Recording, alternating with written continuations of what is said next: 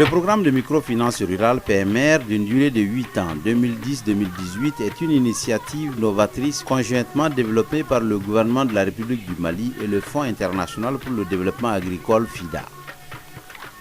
Il s'inscrit dans la continuité et la consolidation des interventions du FIDA au Mali et a pour objectif général de contribuer à l'accès durable des ruraux pauvres à des services financiers répondant à leurs besoins de développement socio-économique.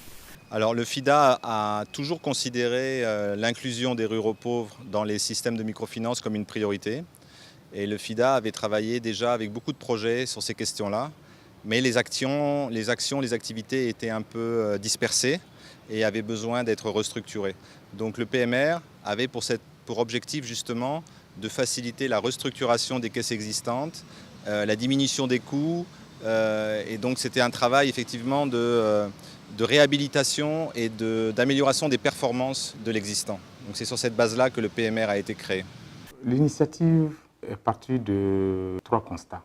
Le redéploiement des systèmes financiers décentralisés qu'on appelle les institutions de microfinance du milieu rural vers le milieu urbain. Le deuxième constat, c'est surtout les interventions du FIDA. Le troisième, c'est surtout les prévisions au niveau du cadre stratégique des orientations politiques du gouvernement en termes de réduction de la pauvreté au Mali. Dans sa mise en œuvre opérationnelle, cet objectif est décliné en 2 points spécifiques: la promotion des mécanismes et des produits adaptés et le renforcement de la capacité d'intervention durable des systèmes financiers décentralisés.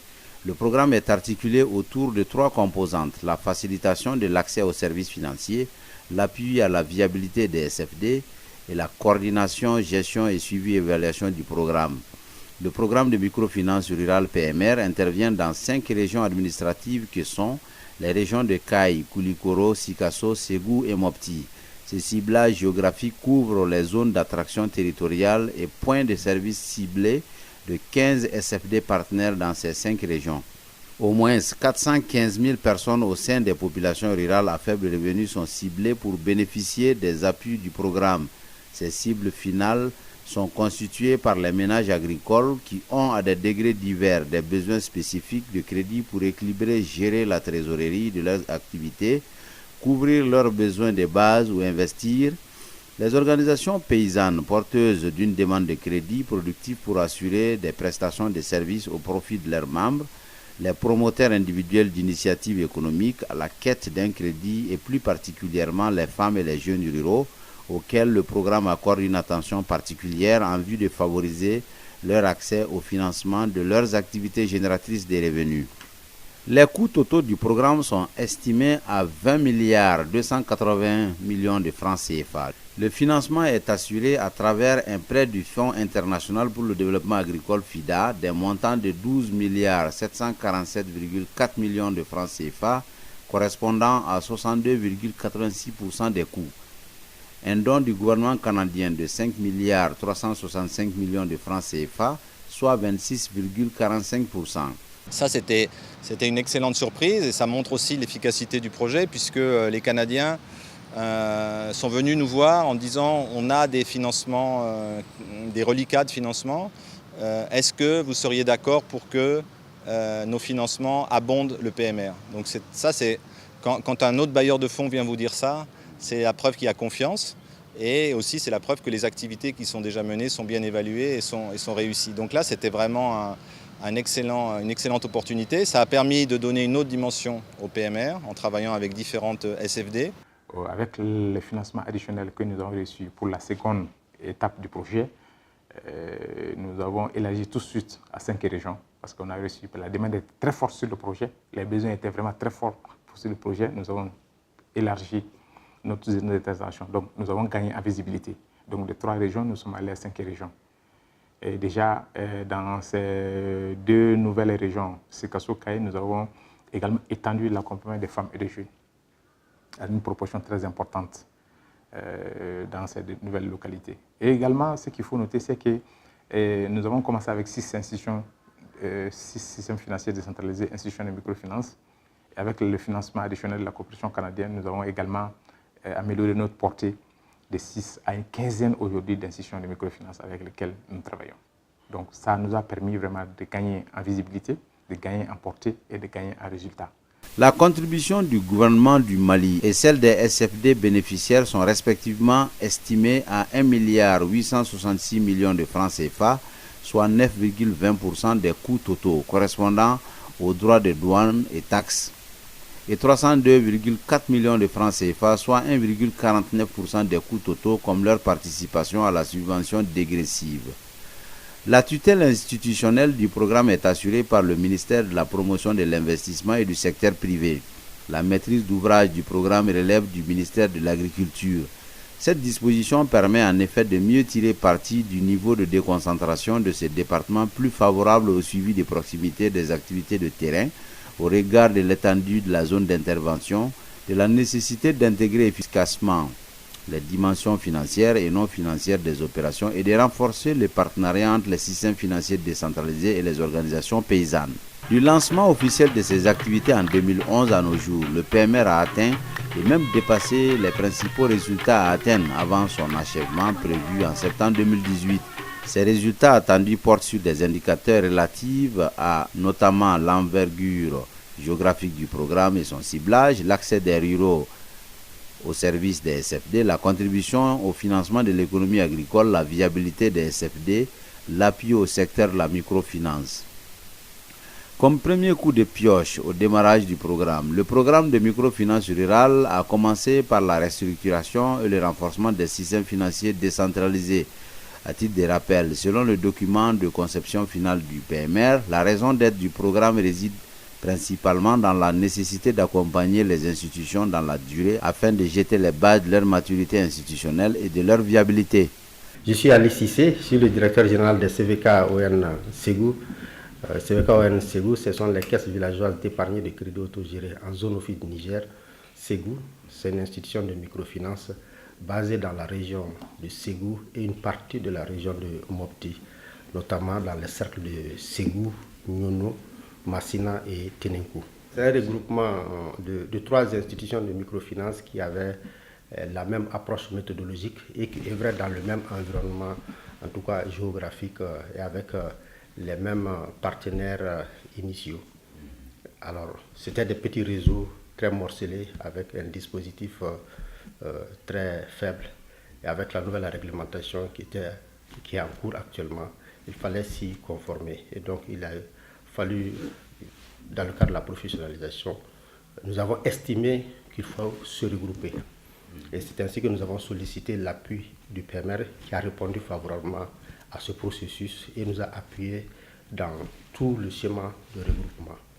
Et c'est ainsi qu'il y a une assemblée générale qui s'est tenue, une assemblée générale constituée qui s'est tenue en juin 2012, au cours de laquelle les organes ont été mis en place. Et alors tout est parti, une direction technique, une nouvelle direction technique a été mise en place et les autres services techniques ont été mis en place. Le regroupement de Fontaine-Djigui Faso était un processus qui a un peu duré. Donc le PMR, à travers son UCG, quand même a entrepris une étude de faisabilité. Et cette étude de faisabilité concernait le regroupement des CVK Sanguiné et de Djigifa. Fort heureusement que cette étude a été concluante.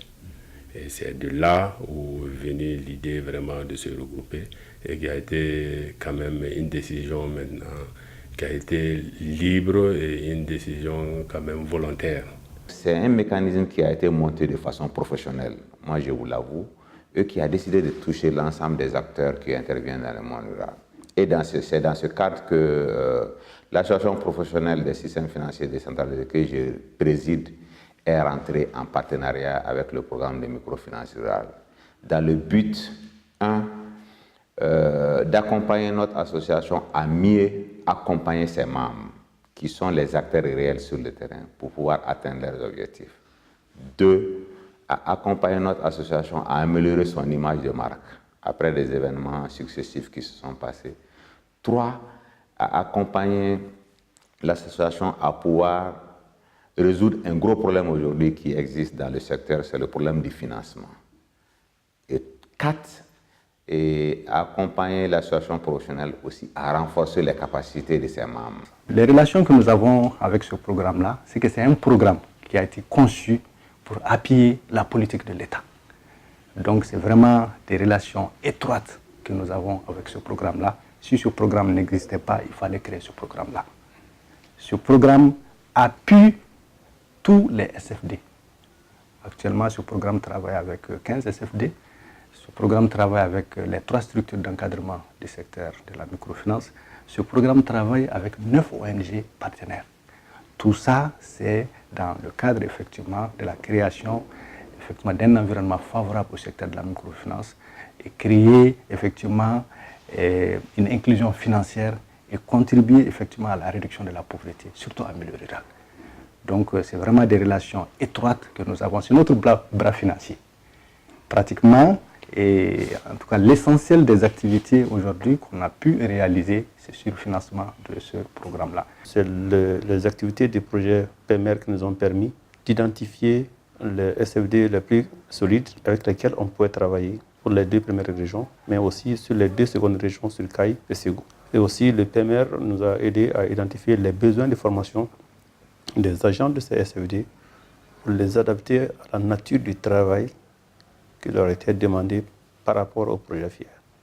Donc l'assistance du PMR à ce niveau a été d'un apport capital. Et les appuis aujourd'hui du PMR, la liste des SFD qui est portée à 15, quand on regarde la répartition de ces SFD sur le territoire, et ça va augmenter l'accès des ruraux au financement des activités agricoles.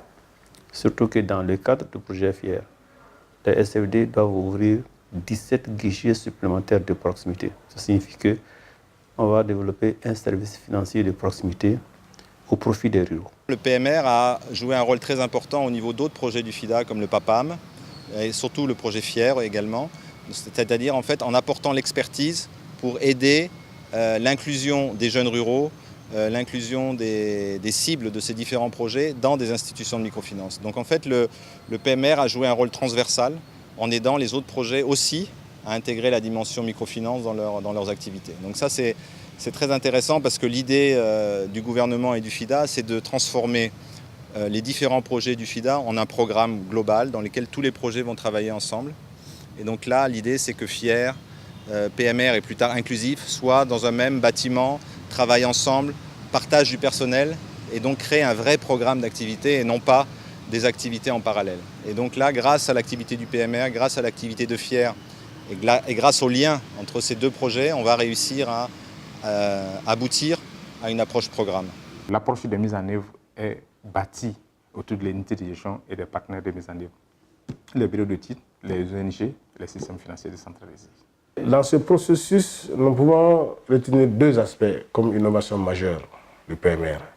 Quand on arrivait sur le terrain en 2010, le système financier décentralisé partenaire du PMR était confronté à un problème de ressources prêtables pour pouvoir répondre aux besoins de demande de prêt des paysans. Et qu'est-ce qu'il fallait faire? Nous avions un bail avec les SFD, nous avions un bail avec les paysans. Il fallait trouver une réponse pour que le paysan puisse dire vraiment le PMR a fait quelque chose. Quelle réponse nous avons trouvée? Les SFD ne pouvaient pas avoir de refinancement parce qu'il y avait une crise de confiance entre système financier décentralisé et banque. Les SFD n'avaient pas de ressources propres suffisantes pour pouvoir répondre aux demandes de prêt. Et pourtant, les demandes de prêt continuaient à grandir. Donc, le FIDA et la partie malienne, dans le cadre de ce programme-là, ont mis en place ce qu'on appelle le Fonds de crédit institutionnel partagé. Le mécanisme que nous avons mis en place, qu'on appelle le FECIP, le Fonds de crédit institutionnel partagé, ce n'est d'autre qu'un instrument financier que nous avons mis à la disposition des systèmes financiers décentralisés pour renforcer leurs capacités en termes de ressources prêtables. Quand on donne une bonne image à ces structures, lorsqu'elles n'ont pas les ressources prêtables pour pouvoir faire les crédits, ça ne va pas tourner. C'est un dispositif que nous avons commencé en 2013 et jusqu'à présent, ça continue et que c'est des poids à terme qui sont faits mais renouvelables auprès des systèmes et qui a beaucoup aidé les systèmes financiers qui ont pu accéder à ça. Certes, le niveau est très faible aujourd'hui, 4 milliards aux besoins du secteur qui est évalué à une trentaine de milliards aujourd'hui quand nous essayons de voir, c'est très faible, mais ça a permis quand même de dire qu'on peut mieux faire, qu'on peut encore mieux les aider et qu'il y a la possibilité de les aider à travers cet interdispositif. Bon, surtout, ce qu'il faut souligner, c'est que nous sommes en train de travailler sur l'institutionnalisation de ces mécanismes. qu'on appelle le fonds de crédit. Nous sommes beaucoup avancés parce qu'aujourd'hui, toutes les études préalables sont faites. Le projet de création de ces nouveaux dispositifs a reçu déjà l'avis favorable du gouvernement à travers une communication écrite qui a été validée sur l'option à choisir. Également, tous les acteurs aujourd'hui du secteur, qui sont les organismes d'encadrement et les PTF, sont d'accord sur la mise en œuvre de ces mécanismes. Donc nous sommes bien avancés aujourd'hui et nous attendons très prochainement la signature des textes par nos autorités qui visent consacrer la création de ces nouveaux mécanismes nationaux de refinancement et qui va prendre les relais de façon durable. S'attaquer essentiellement à cette question de refinancement des systèmes financiers décentralisés. C'est pourquoi c'est vraiment salutaire qu'on puisse vraiment aller vite. Au crépuscule de son intervention, le programme affiche des résultats palpables assez satisfaisants. À travers les 15 SFD partenaires, le PMR a atteint au 31 décembre 2017 plus de 660 000 clients ruraux contre une prévision de 415 000, soit 161%. À travers cette clientèle, ce sont aujourd'hui plus de 60 000 ménages ruraux qui bénéficient des appuis divers du programme, contre une prévision de 41 500, soit une performance de 98%. 4 380 groupes d'épargne et de crédit ont été créés et consolidés, contre une prévision de 3 500, soit une performance de 125%. Dans ces zones d'intervention, le programme de microfinance rurale a expérimenté avec succès plusieurs types de produits au bénéfice des groupements ou d'individus en relation avec les systèmes financiers décentralisés, avec l'accompagnement de divers acteurs comme les bureaux d'études et les ONG. Il s'agit d'une approche multi-acteurs dans une dynamique assez novatrice. L'ELAC, c'est la porte d'entrée du programme au niveau de la sous-zone. L'ELAC est chargé de suivre et d'appuyer ces ONG et ces SFD dans leur activité, conformément au contrat qui les lie avec le PMR. Je pense que le PMR a donné, à travers cette façon de faire, la mise en place d'un dispositif pour accompagner les groupements, la mise en place d'un dispositif aussi pour accompagner les SFD, pour améliorer la qualité du service, a permis d'améliorer l'accès des groupements aux services financiers, ce qui n'était pas forcément le cas. Les gens étaient déjà souvent en relation, mais aujourd'hui, on est en phase avec 16 000 groupements. Dans l'ensemble de la sous-zone, nous avons à peu près 16 000 groupements qui ont été constitués et qui sont en relation d'affaires avec SFD partenaires. Et ce qui représente à peu près 48 000 individus, et dont plus de 60% de femmes. Nous avons en tout 466 groupements que l'ONG Amoproche est chargée d'accompagner. Donc sur les 466 groupements, nous avons 80 groupements de jeunes, 239 groupements de femmes et 147 groupements mixtes. Donc tous ces groupements ont été mis en relation avec les services financiers décentralisés. Ils ont été tous formalisés aussi. Formaliser, c'est la recherche des récépissés au groupement. Nous les mettons en relation avec les SFD, les services financiers décentralisés. Ensuite, nous les accompagnons dans la tenue des outils de gestion. Aujourd'hui, nombreux sont les bénéficiaires du programme dans les zones d'intervention. En effet, des cas de succès illustrent parfaitement la facilitation de l'accès des ruraux pauvres à des services financiers, l'appui à la restructuration des systèmes financiers décentralisés, l'appui au suivi économique en panel, l'approche relais, de nouveaux produits financiers comme le micro-leasing et le warrantage, la problématique de l'approche filière au Mali. Comme tout processus, il y a toujours des difficultés. Nous avons rencontré des difficultés dans la mise en œuvre du projet. D'abord, la première grande difficulté, c'est la crise que nous avons connue dans les pays en 2012, qui nous ont amenés à réviser notre stratégie d'intervention et à revoir les zones d'intervention. L'autre grande difficulté que nous avons connue, c'est, comme je l'ai dit, c'est surtout au niveau des systèmes financiers décentralisés. Et je dois préciser que l'un des chantiers du projet a consisté à restructurer les caisses villageoises à des entités beaucoup plus fortes. Les difficultés d'ordre social parce que quand on parle de regroupement, c'est quelque part laisser sa souveraineté. On regroupe 3 associations en une association. Il y a d'autres qui ne seront plus membres du bureau, il y a d'autres qui ne seront plus à la direction. Donc ces difficultés que nous avons connues de façon continuelle à ça, ont retardé ce processus. Le programme de microfinance rurale sera bouclé en septembre 2018. Si les acteurs de mise en œuvre marquent leur satisfaction, la nouvelle est diversement appréciée au niveau des bénéficiaires et leur encadrement. La plupart des indicateurs du projet sont atteints, certains même dépassés.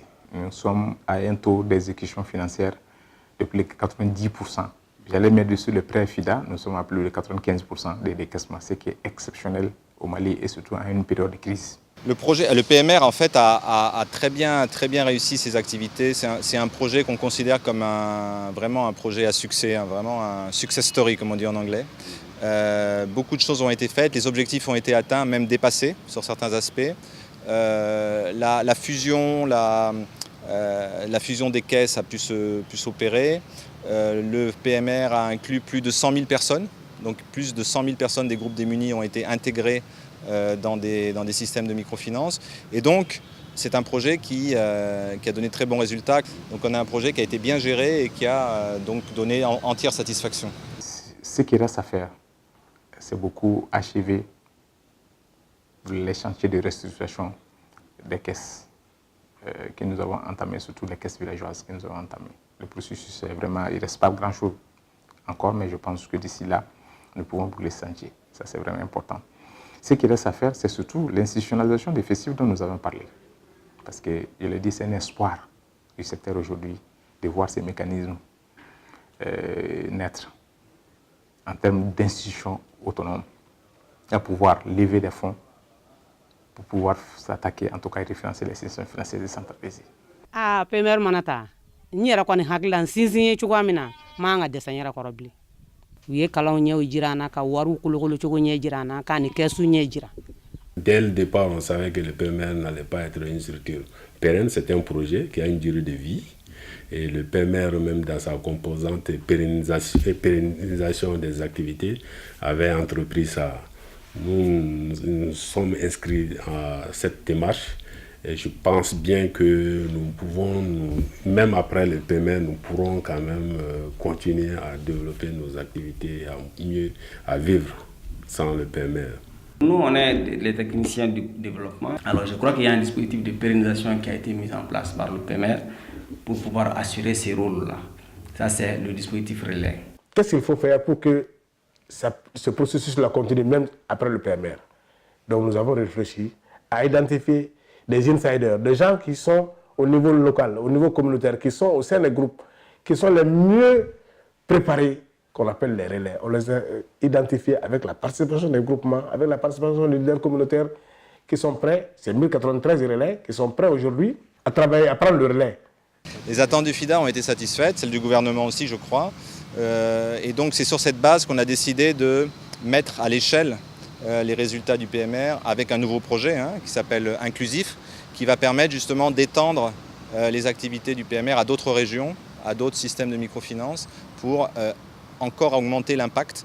Et donc ce projet va démarrer et a déjà été approuvé par le conseil d'administration du FIDA en avril dernier et donc devrait démarrer d'ici la fin de l'année pour prendre le relais du PMR. Et là maintenant pour le nouveau projet inclusif, c'est les Danois qui vont travailler avec le projet inclusif pour apporter un appui. Et donc on a à nouveau un partenariat et on espère avoir aussi d'autres bailleurs, peut-être le Canada, peut-être d'autres qui vont venir compléter le projet pour avoir aussi une approche la plus coordonnée possible.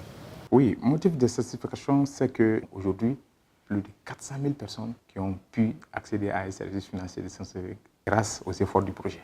Nous avons vu des vendeuses de poissons qui sont allées de 50 000 et qui ont un chiffre d'affaires de 5 millions aujourd'hui.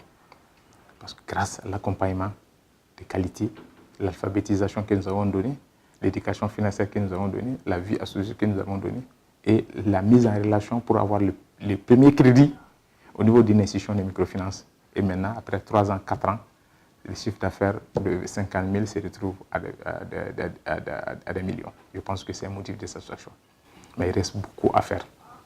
Je pense qu'il faut que vraiment l'effort soit fait pour améliorer l'inclusion financière des pauvres et en particulier des ruraux pauvres. C'est un objectif du gouvernement et il faut que tous nos efforts soient coordonnés pour qu'on réussisse à ça. Souvent, les zones rurales sont abandonnées, les gens, les jeunes, les femmes n'ont pas accès au crédit. Et sans crédit, sans financement, on ne pourra pas moderniser l'agriculture malienne.